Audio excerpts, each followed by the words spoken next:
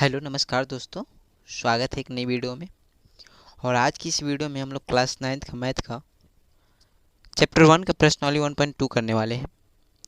इसमें जो भी क्वेश्चन दिया गया है सभी का आंसर हम लोग देखेंगे, क्या आंसर होगा, क्यों होगा। ठीक है, तो यहाँ पर पहला क्वेश्चन, जैसे कि हम जो भी आंसर देखेंगे उसको हम लोग एक्सप्लेन करेंगे कि किस प्रकार से वही आंसर होगा, उसके सिवा कोई और आंसर नहीं हो सकता है।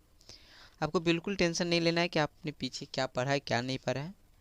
ये वीडियो देख रहे तो ये वीडियो उन बच्चों के लिए बनाई जा रही है जो इसके बारे में जानते हैं या नहीं जानते हैं, दोनों को मदद मिलेगा। ठीक है, तो यहाँ पर शुरुआत करते हैं प्रश्नावली 1.2।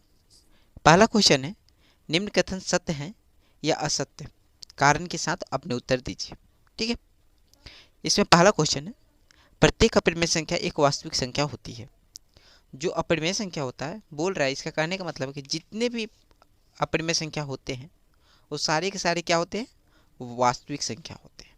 ठीक है, तो इसका कथन जो हो जाएगा, जैसे देखिए अपरिमेय संख्या क्या क्या हो जाता है, √2 अपरिमेय संख्या हो जाएगा, √5 अपरिमेय संख्या हो जाएगा, √6 अपरिमेय संख्या हो जाएगा, सॉरी √6 अपरिमेय संख्या नहीं होगा, जैसे कि आप मान लीजिए √7 अपरिमेय संख्या हो जाएगा। अब यहाँ पर देख रहे हैं कि √5 √2 √5 √7 ये सारे के सारे क्या है, अपरिमेय संख्या है।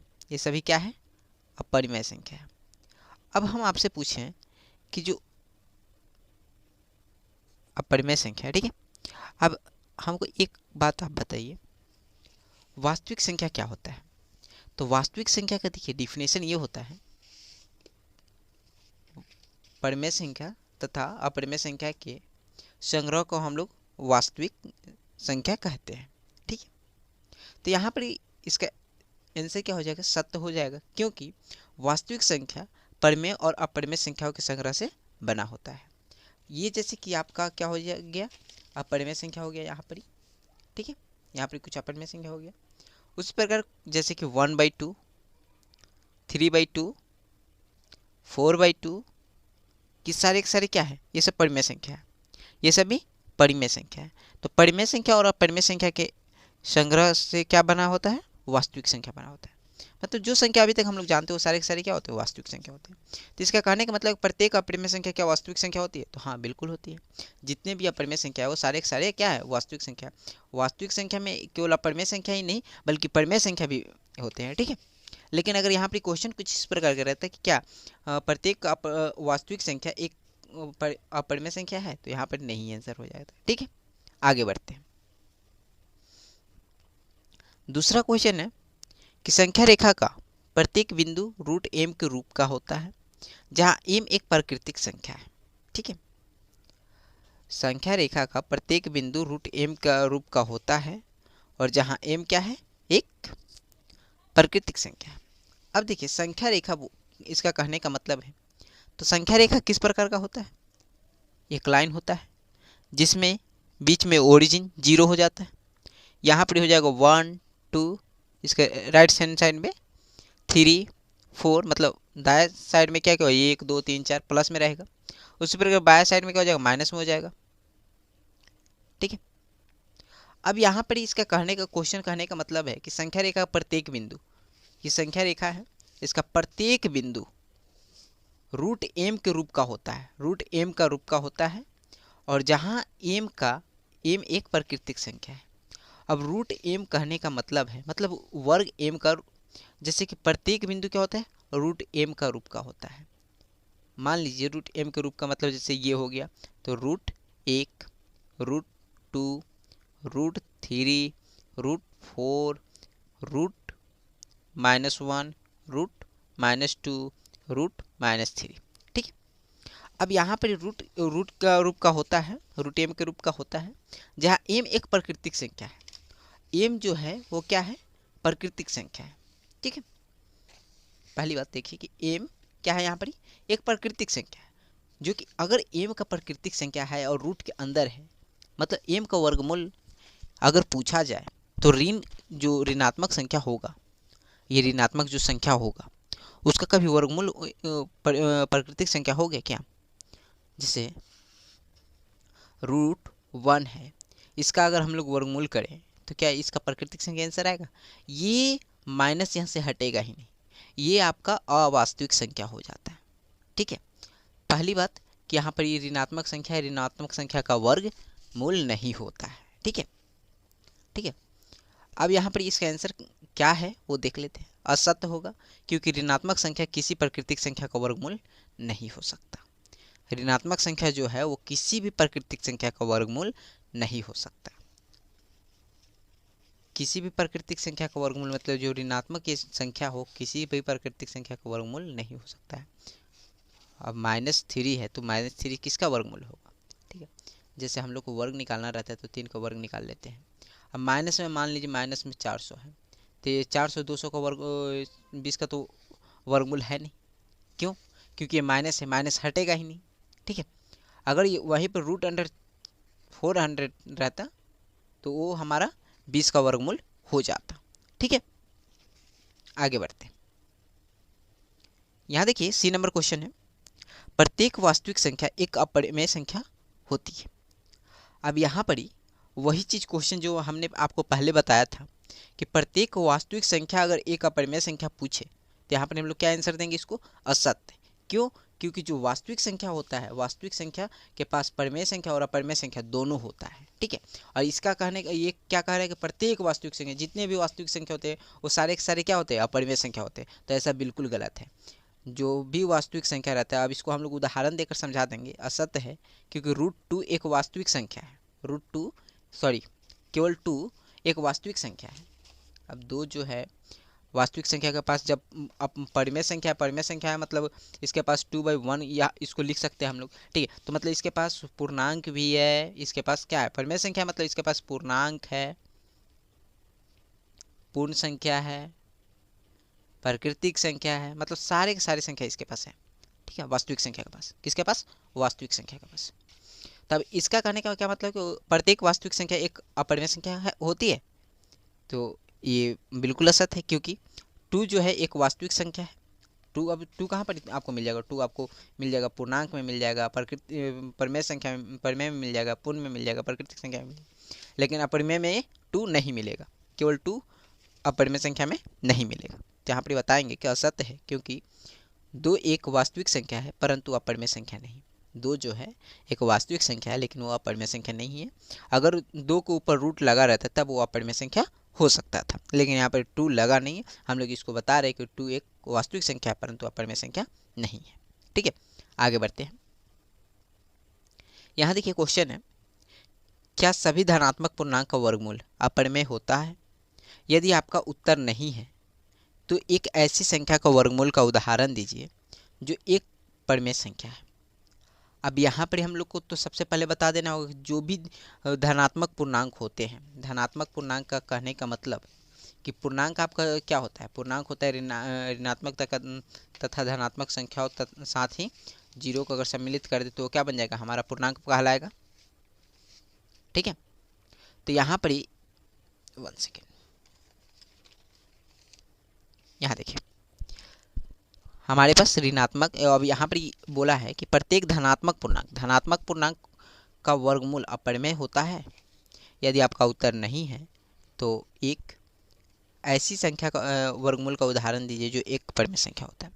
जैसे देखिए धनात्मक कहने का मतलब कि 3, 4, 5, 1, 2, जिसके सामने का साइन क्या हो?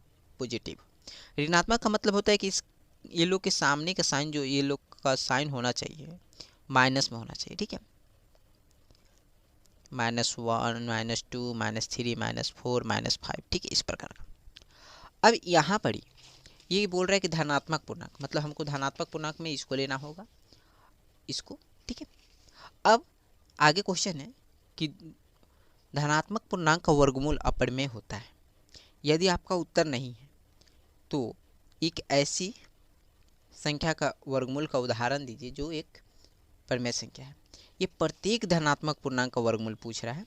प्रत्येक धनात्मक पूर्णांक का वर्गमूल जो होता है अपरिमेय संख्या नहीं होता है। कुछ का वर्गमूल हम कह सकते हैं कि अपरिमेय संख्या, लेकिन सभी का वर्ग अपरिमेय संख्या नहीं होता है। जैसे √2 का अपरिमेय संख्या हो जाएगा, √5 का अपरिमेय संख्या हो जाएगा, √3 का अपरिमेय संख्या हो जाएगा, लेकिन √4 का अपरिमेय संख्या नहीं होगा। रूट 4 को अगर हम लोग तोड़ेंगे, रूट 4 को अगर हम लोग तोड़ेंगे तो ऐसे कैसे टूट जाएगा, 2 इंटू 2 टूट जाएगा और 2 हम लोग बाहर निकाल लेंगे, तो ये क्या हो जाएगा, एक परिमेय संख्या हो जाएगा। ठीक है, तो इसको हम लोग इस प्रकार से बताएंगे कि नहीं, सभी धनात्मक पूर्णांक का वर्गमूल अपरिमेय नहीं होता है।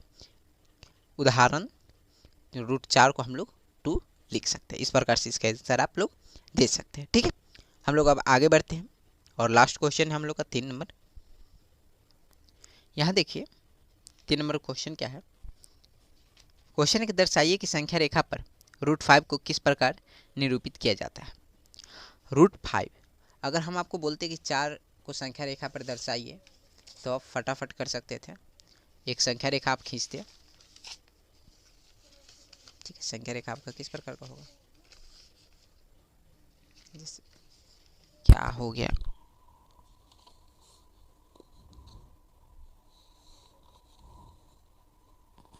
देखिए संख्या रेखा किस प्रकार का होगा। एक लाइन खींचते, यहाँ पर 0 देते, 1 2 3 4, इधर -1 -2 -3 और -4, ये संख्या रेखा आपका हो गया। अब इस पर हम आपको बोले कि आप 4 दर्शाइए तो आप फटाफट बता दीजिए कि ये वाला है क्या है, 4 है। हम बोले कि 3 दर्शाइए तो आप फटाफट बता दीजिए कि ये वाला क्या है, 3 है। अब हम आपको बोल रहे हैं कि इस पर रूट 3 दर्शाइए, ध्यान से सुनिएगा, रूट 3 दर्शाइए, तो आप तो कहिएगा भैया यहाँ पर है ही नहीं, लेकिन नहीं, ऐसा कुछ नहीं है। इसको भी हम लोग बनाएंगे, कैसे बनाएंगे वो सारी प्रोसेस हम लोग अभी देखने वाले हैं। ठीक है, हम लोग यहाँ पर अगर 5 लिख दे तो 5 को हम लोग दर्शा सकते थे, लेकिन अगर रूट 5 पूछा है, रूट 5 को हम लोग कैसे दर्शाएंगे। ठीक है, सवाल यही है। इसको हम लोग साइड रखते हैं अभी। यहाँ पर अब क्वेश्चन की तरफ आप देखिए। अब आप देख पा रहे हो कुछ एक इस तरह का मैं संख्या रेखा पहले से बना रखा हूँ। ठीक है, ताकि हम लोग का समय कम लगे। अब यहाँ पर क्या किए हम, इसका जो ओरिजिन है, ओरिजिन इसको हम लोग ओ मान लिए। ठीक है, यहाँ पर ये 0 है और इसको क्या मान लिए हम लोग, ओ मान लिए।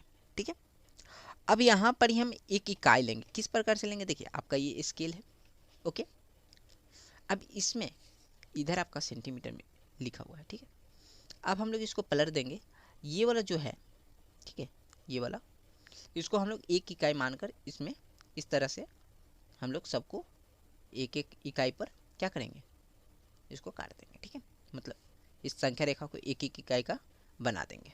जैसे हम लोग इसको यहाँ पर मैच करेंगे तो देख पा रहे हैं आप लोग, सब लोग कि यहाँ पर क्या हो रहा है कि सबके सामने लकीरा खींचा हुआ है।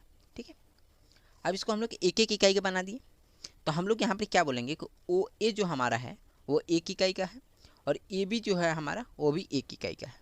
तो ओ ए हमारा क्या हो जाएगा, ये हमारा क्या हो जाएगा, ये जो है ये क्या बन जाएगा, ये ए की जगह पे ए है और ये हमारा क्या हो जाएगा, बी है। ठीक है, अब हमको ओ ए जो है वो कितना का है, एक इकाई का है, और ओ बी क्या है, ओ बी जितना ये चाप लिए उतना ही ऊपर में भी हम लोग खींच देंगे। ठीक है, देख रहे हैं मैच कर जा रहा है वहाँ पर। अब ओ बी जो हमारा ओ कितना का है, तो O B sorry A B कितना का है, एक इकाई का है। ओ ए का एक इकाई ले लिए और ओ बी भी एक इकाई ले लिए, दोनों के दोनों क्या एक एक इकाई है। ठीक है, अब देखिए, अब समकोण त्रिभुज, अब यहाँ पर हम लोग त्रिभुज बनाएंगे। ठीक है, पहले इसको त्रिभुज बना लेते हैं। क्या करेंगे, ओ को बी से मिला देंगे। तो ऐसे आप रखिए स्केल को रखिए और इसको मिला दीजिए। ओ को हम लोग बी से मिला देंगे। जब ओ को बी से मिला देंगे तो ये त्रिभुज बन जाएगा। जब अब त्रिभुज बन जाएगा तो हम लोग को पता क्या करना है, हम लोग को पता करना है ओ बी क्या होगा। तो ओ बी पता करने के लिए हम लोग क्या करेंगे, पाइथागोरस का प्रमेय लगाएंगे। अब पाइथागोरस का प्रमेय क्या होता है, तो देखिए पाइथागोरस एक प्रमेय दिया है कि अगर आपको एक त्रिभुज है, आपको ये भुजा पता है, तो इस भुजा को पता करने के लिए क्या कीजिएगा, ये है ए बी सी, तो आपको ए बी पता है और बी सी पता है, मतलब ये पता है और ये पता है। तो इसको पता करने के लिए आप क्या कीजिए कि ए सी का square A B square plus B C square कर दीजिए, आपको ये भुजा मिल जाएगा। ठीक है, हमारे पास भी जो प्रॉब्लम इसी प्रकार का है, हम लोग को ओ ए पता है, ए बी पता है और हम लोग को ओ बी पता करना है। तो यहाँ पर हम लोग लिखेंगे पाइथागोरस प्रमेय से ओ बी का स्क्वायर फॉर्मूला देख लीजिएगा, इसको याद रखिएगा, परीक्षा में काम आएगा। ओ बी का स्क्वायर इक्वल टू ओ ए का स्क्वायर प्लस ए बी का स्क्वायर। ठीक है, अब यहाँ पर ओ बी का स्क्वायर इक्वल्स टू क्या हो जाएगा, बराबर का चिन्ह, मतलब ओ ए कितना है, ओ ए एक इकाई है तो एक का स्क्वायर, और ए बी कितना है, एक इकाई है तो इसका एक का स्क्वायर। क्या कर देंगे, ओ बी का स्क्वायर एक प्लस एक। अब एक का आप हजारों पावर 1000 भी रख दीजिए तो एक ही होने वाला है, क्योंकि एक को हम लोग कितना एक से गुना करें हमको मिलेगा क्या, एक ही मिलेगा। ऐसे ही बात है ना, एक हम एक एक एक ऐसे कर दे तो हमको क्या मिलेगा, एक ही मिलेगा। तो यहाँ पर क्या है, एक इंटू एक है मतलब एक ही मिला हम लोग को। यहाँ देख पा रहे हैं एक प्लस एक। ठीक है, अब ओ बी का स्क्वायर बराबर क्या है, एक और एक को जोड़ देंगे तो 2 हो जाएगा। ठीक है, तो ओ बी का स्क्वायर इक्वल्स टू क्या हो जाएगा, 2। अब ओ बी बराबर √2, ये कैसे लिखे हैं, ये जो लास्ट में लिखे हैं ओ बी बराबर √2, ये कैसे हो गया, ये आप लोगों को भी प्रॉब्लम कर रहा होगा, बिल्कुल हम समझ रहे हैं। अब देखिए इसको हम लोग क्या करेंगे,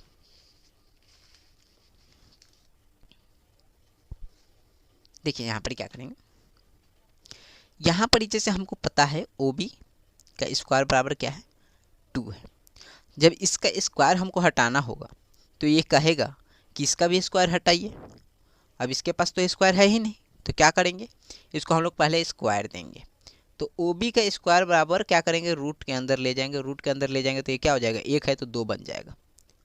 रूट के अंदर ले जाते हैं तो एक जैसे रहता है तो उसके जैसे 2 बन जाता है। ठीक है, अब 2 बन गया तो इसमें से इसको हम बोलेंगे कि ओ बी का स्क्वायर बराबर क्या हो जाएगा, √2 इंटू 2 है मतलब 2 का क्या हो जाएगा, √2 का क्या हो जाएगा, स्क्वायर हो जाएगा।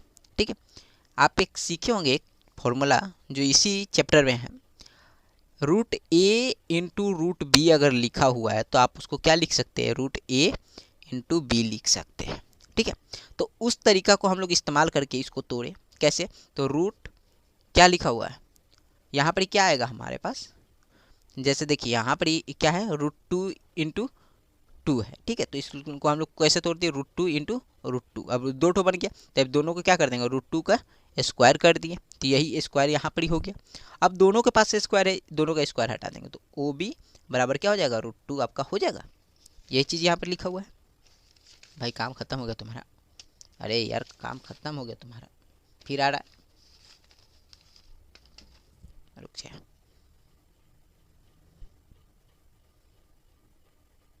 अब देखिए हम लोग आगे बढ़ते हैं। अब हमारे पास क्या है, अब हम लोग को एक चीज़ हम लोग को पता चल गया, कौन, ओ ए बी पता चल गया। अब हम लोग आगे बढ़ेंगे तो हम लोग को यहाँ पर क्या मिला, ये √2 मिल जाएगा, यहाँ पर हम लोग को क्या मिल गया, √2 मिल गया। ठीक है, अब √2 जब हम लोग को पता चल गया है तो अब हम लोग आगे √3 को पता करेंगे। तो उसको पता करने के लिए सबसे पहले इस ग्राफ के साथ हम लोग को वापस से खेलना होगा, गेम खेलना होगा। अब हम लोग जैसे कि पहले क्या किए थे, एक एक इकाई का हम लोग बना लिए थे, एक इकाई ऊपर में खींच दिए थे, मतलब यहाँ पर जो हमारा एक इकाई था यहाँ पर हम लोग को एक समकोण त्रिभुज बनाना था। ठीक, अभी हम लोग क्या करेंगे कि ये जो ओ बी हमारा अभी क्या है, जैसे पहले हम लोग का संख्या रेखा ये था, अब हम लोग का ओ बी जो है वो संख्या रेखा है। तो संख्या रेखा का जो अंतिम छोर है यहाँ पर हम लोग को क्या करना होगा, एक समकोण खींचना होगा। कितना का खींचना होगा, तो एक इकाई का खींचना होगा। तो उसको किस प्रकार खींचेंगे, इसको हम लोग लेंगे और यहाँ पर इसको मैच करेंगे। ठीक है, और ये हमारा अभी समकोण आप लोग प्रकार का इस्तेमाल कर सकते हैं, और हम लोग यहाँ पर क्या करेंगे, समकोण खींच देंगे। ठीक है, यहाँ पर समकोण खींच देंगे, और ये हमारा क्या हो जाएगा, ये वाला छोर सी कहलाएगा। और इसको वापस से हम लोग इसी से मिलाएंगे, ओरिजिन ओ से वापस से हम लोग इसको क्या करेंगे, मिला देंगे। ठीक है, ये जैसे इसको हम लोग क्या किए, इससे मिला दिए। अब ये जो हमारा है हमको क्या क्या पता है, ये हमको पता है कितना, √2 है, और ये हमको क्या पता है कि ये एक इकाई लिए हैं हम। ठीक है, अब हम लोग को पता क्या करना है, ओसी पता करना है, तो वापस से वही तरीका इस्तेमाल करेंगे। ठीक है, अब समकोण त्रिभुज बी ओ सी कैसे जी, तो देख लीजिए आप, यहाँ पर आपका ये है, यही है ना क्वेश्चन, बी ओ सी हम लोग को पता करना है। तो बी ओ सी पता करने के लिए क्या करना होगा, तो अब समकोण त्रिभुज बी ओ सी में पाइथागोरस प्रमेय लगाएंगे, ओसी स्क्वायर, ओसी को पता करना है तो ओबी स्क्वायर क्या होगा, तो ओबी स्क्वायर हम लोग इससे पहले पता किए थे √2 होगा, तो √2 का क्या करेंगे स्क्वायर कर देंगे। फिर हम लोग का BC स्क्वायर, तो BC हमारा क्या है, BC एक इकाई है तो एक का स्क्वायर कर देंगे। OC square equal to 2 plus, अब देखिए जब √2 का स्क्वायर करेंगे तो 2 आ जाएगा, कैसे आएगा, तो यहाँ पर देखिए जैसे हम लोग क्या किए थे, ये 2 था इसको ले गए थे अंदर में, तो अभी हमारे पास √2 का स्क्वायर है, √2 का स्क्वायर है, इसको तोड़ेंगे तो ऐसा टूट जाएगा, ऐसा टूटेगा मतलब ऐसा बन जाएगा, ऐसा जब बन जाएगा तो इसको हम लोग वापस से 2 लिख सकते हैं। तो यहाँ पे 2 आ जाएगा, यहाँ 1 का स्क्वायर करेंगे 1 आ जाएगा, तो 2 + 1 क्या कर देंगे 3 आ जाएगा हमारे पास, ठीक है। यहाँ पर अभी हम लोग को त्रिभुज को इसको अभी सॉल्व करना है, आगे बढ़ते हैं। यहाँ पर देखिए हम लोग को यहाँ पर OC स्क्वायर है, OC स्क्वायर बराबर क्या है 3 है, तो OC हमारा क्या हो जाएगा √3 हो जाएगा, कैसे हो जाएगा, वही तरीका पुराना वाला है, पुराना वाला यही तरीका रहेगा। OB का स्क्वायर जैसे हम लोग कैसे तोड़ दिए थे उसको, उसी प्रकार इसको भी करेंगे, करके दिखा देते हैं, नहीं तो पता चलेगा कोई बच्चा तुरंत बोल रहे भैया समझ में नहीं आ रहा है। वहाँ पर यहाँ पर देखिए क्या होगा, OC का स्क्वायर है बोल, यहाँ पर देखिए तो यहाँ पर क्या है 3 है, ठीक है। तो हम लोग क्या करेंगे OC जब स्क्वायर है OC का तो √3, जब OC का स्क्वायर हटाएंगे तो ये भी बोलेगा कि इसका भी स्क्वायर हटाइए, ठीक है। ये 2 बच्चा है, अगर इसको इसका लड्डू छीन रहे तो ये बोलेगा इसका भी लड्डू छीने, तो इसके पास तो है ही नहीं, तो इसको क्या करेंगे इसको पहले देंगे, तो या इसको देने के लिए क्या करना होगा √3 को हम लोग को 2 बनाना होगा, तो कैसे बनाएंगे 2, √3 × √3, सॉरी हाँ ऐसे भी लिख सकते हैं √3 × √3। पहले तो इसको हम लोग क्या करेंगे कि पहले √3 में तोड़ देंगे, 3 × 3 रूट के अंदर जैसे ही जाएगा ये 2 ठो बदल जाएगा, 2 ठो बन जाएगा, ठीक है। रूट के अंदर गया 2 ठो बन गया। अब OC स्क्वायर क्या कर देंगे √3 × √3, ये कैसे किए ये आपको पता है, अगर A × B रूट के अंदर है तो हम लोग उसको क्या लिख सकते हैं √A √B लिख सकते हैं, वही चीज़ यहाँ पर किए। अब यहाँ OC का स्क्वायर क्या हो जाएगा, OC स्क्वायर बराबर √3 का स्क्वायर, 2 ठो है तो 2 को हम बदल दिए 2 स्क्वायर है, दोनों के स्क्वायर हटा देंगे तो OC बराबर √3 आपका आंसर आ जाएगा, ठीक है। वही चीज़ यहाँ पर ही हुआ है, ठीक है, कोई दिक्कत नहीं। आगे बढ़ते हैं, तो √3 जब हम लोग को पता चल गया कि OC हमारा क्या है √3, तो चलिए इसको √3 दीजिए पहले। अब जैसे ही √3 दिए तो अब हम लोग को बोल रहा है कि इसको संख्या रेखा मानिए और इस पर एक समकोण खींचिए, तो इस पर समकोण खींचने के लिए वापस हम लोग को स्केल का इस्तेमाल करना, हम स्केल का इस्तेमाल कर रहे हैं, आप परकाल का इस्तेमाल कीजिएगा बेस्ट रहेगा, ठीक है। नहीं तो आप ऐसे भी करके बना सकते हैं, ऐसा कुछ नहीं है, लेकिन परकाल का इस्तेमाल कीजिएगा बेस्ट रहेगा। हम समकोण को पता कर पा रहे हैं ताकि हम ये लाइन को पूरा मैच करवा दे रहे हैं, तो ये हमारा जो बनेगा समकोण ही बनेगा, ये हम मान ले रहे हैं, ठीक है। लेकिन आपको मानना नहीं है, आपको परकाल का पूरा इस्तेमाल कीजिए, यहाँ पे आसानी से समकोण आप बना पाइएगा, ठीक है। और यहाँ से हमको 1 इकाई खींच देना है। 1 इकाई खींचने के बाद क्या करना है, ये जैसे C मान लिए थे इसको, तो इसको क्या मान लेंगे D मान लेंगे, और इसको वापस से ओरिजिन O से मिला देना है, ठीक है। ओरिजिन O से वापस इसको मिला देना है।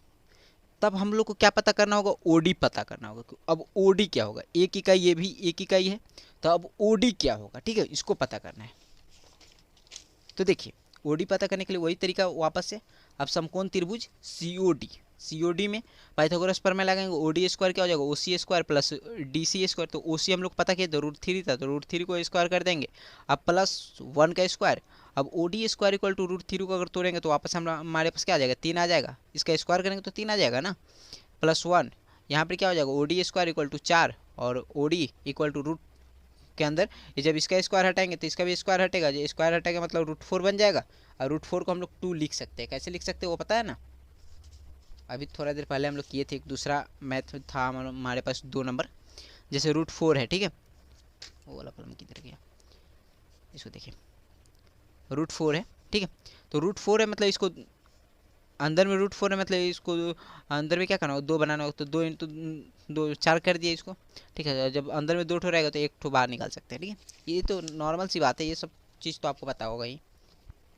बेसिक बातें बता रहे जो बच्चा को पता रहता है, ताकि आपको इस क्वेश्चन को समझने में कोई दिक्कत ना हो, ठीक है। अब देखिए यहाँ पर, हाँ मुझे पता है कुछ ऐसे स्टूडेंट होंगे जिनको ये सब चीज़ पहले से पता होगा, उनको लगता होगा भैया बहुत ज़्यादा समय ले रहे हैं। तो देखिए उन सब बच्चों को भी देखना है जो बिल्कुल नहीं समझ पाते हैं, ठीक है। तो आपको इस समझ जाना है, तो ये समझ जाइएगा तो आपके लिए बेस्ट रहेगा।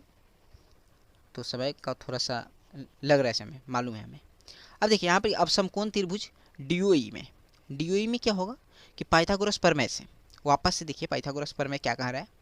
तो यहाँ पर ही क्या कह रहा है कि हम लोग को डीओई पता करना है, ठीक है। हम लोग क्या √4 पता कर लिए, तो √4 इसको दे देते हैं पहले, √4 या यहाँ पर 2 लिख सकते हैं, आपको जो मन करे वो लिख दीजिए, कोई दिक्कत नहीं है। 2 या √4 लिख दीजिए, ठीक है। अब वापस से हम लोग को इसको संख्या रेखा मानना है और वापस से हम यहाँ पर क्या करेंगे, हम स्केल का इस्तेमाल करेंगे और एक इकाई वापस से खींचेंगे। आप क्या कीजिएगा, आप प्रकार लीजिए, उससे 90 डिग्री का कोण बनाइए। यहाँ पर ही समकोण मतलब 90 डिग्री, अधिक कोण मतलब 90 डिग्री से ज़्यादा, और न्यून कोण मतलब 90 डिग्री से कम, ठीक है। ये सब चीज़ आपको याद रहना चाहिए, ये सब नॉर्मल बातें हैं। ये हमारा क्या हो जाएगा, ये हमारा हो जाएगा ई, ठीक है। अब ये पता करना, ओ ई हमको पता करना है, ये कितना है, ए है, एक इकाई है, ठीक है। तो ओ ई पता करने के लिए क्या करेंगे, अब समकोण त्रिभुज डीओई में पाइथागोरस प्रमेय लगाएंगे। ओ ई इक्वल टू क्या हो जाएगा, ओडी स्क्वायर, ओडी स्क्वायर क्या हो जाए, तो 2 का स्क्वायर कर देंगे यहाँ पर ही, +1 का स्क्वायर। अब जब दो को गुना करेंगे क्या आ जाएगा हमारे पास, 4 आ जाएगा, +1 5 बन जाएगा। अब ओ ई स्क्वायर इक्वल टू 5, तो ओ ई क्या करेंगे, स्क्वायर दोनों को हटाएंगे, दोनों को जब स्क्वायर हटाएंगे तो इसका स्क्वायर हटेगा, इसको रूट अंदर डाल देगा, √5। अब देखिए अब करना क्या है, हम लोग को पता चल गया ये हमारा क्या है, ये जो हम बना रहे थे यहाँ पर हम लोग को √5 मिल चुका है। जब √5 आपको मिल जाए तब आप प्रकार लीजिए कंपास, ठीक है, चाप जिसको बोलते हैं। अब देखिए वो जो चाप रहता है, एक में पेंसिल सेट रहता है, ठीक है, मैं पेन से अभी बता रहा हूँ, आपको उसको लेना है, एक सिरे को यहाँ रखना है और एक को मैच करना है इससे, ठीक है, इससे मैच करना है। एक सिरा इस पे रहना चाहिए, ओ पे रहना चाहिए, और एक सिरा ई पे रहना चाहिए, और इसको ऐसे रखकर इस प्रकार से कुछ खींच देना है। उसको जब खींचिएगा तो वो कुछ इस प्रकार से खिंचाएगा, ठीक है। अभी मैं ऐसे करके दिखा दे रहा हूँ, और ये कहाँ जाएगा, ये आपका ये जो 2 है ना, इसके जस्ट कुछ इधर में आएगा, ठीक है।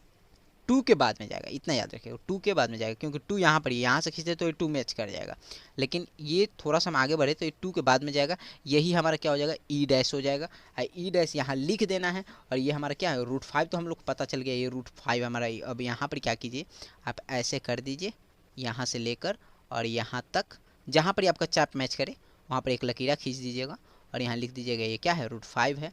और यहाँ पर आप इस चीज़ को, इस डेफिनेशन को लिख दीजिएगा कि अब 0 को केंद्र और ओ ई को त्रिज्या मानकर एक चाप खींचिए जो संख्या रेखा को ओ ई डैश पर प्रतिच्छेद करता है, जहाँ ओ ई इक्वल टू क्या हो जाएगा, ओ ई है, ठीक है। इसको आपको लिख देना है, ये आपका आंसर हो गया। और अपने दोस्तों के बीच ज़रूर से ज़रूर इस वीडियो को शेयर कर देना है। हाँ, हमको पहले लगा था कि इस वीडियो को अलग कर दूं मैं, फिर लगा कि नहीं पर्सनली 1.1 को पूरा वीडियो को एक साथ अपलोड कर देता हूं। तो जिसको थोड़ा सा दिक्कत आए तो उसको थोड़ा मैनेज कर लेना होगा, और बाकी जो भी वीडियो आ रही है आपको लगातार मिलते रहेगी। आप अगर वीडियो अच्छी लगे तो लाइक कर दीजिएगा, चैनल पर नए हो तो सब्सक्राइब कर लीजिएगा, साथ में अपने दोस्तों के बीच ज़रूर से ज़रूर शेयर कर दीजिएगा ताकि वो भी मैथ में कहीं दिक्कत ना हो। अगर बाकी कोई भी आपके मन में डाउट रहता है तो आप व्हाट्सएप पे पूछ सकते हो, कमेंट करके पूछ सकते हो, ठीक है। और व्हाट्सएप ग्रुप को ज्वाइन कर लीजिए, और टेलीग्राम चैनल जो है उसको ज्वाइन कर लीजिए। वेबसाइट पे आपको जो भी नोट्स है उसको अपलोड कर दिया जाएगा, साथ में साइंस का भी नोट्स अपलोड कर दिया गया है, तो उसको अभी तक आप लोग डाउनलोड नहीं किए तो उसको जाकर डाउनलोड कर लीजिए। चलिए मिलते हैं नेक्स्ट वीडियो में, तब तक के लिए धन्यवाद। जय हिंद, जय भारत।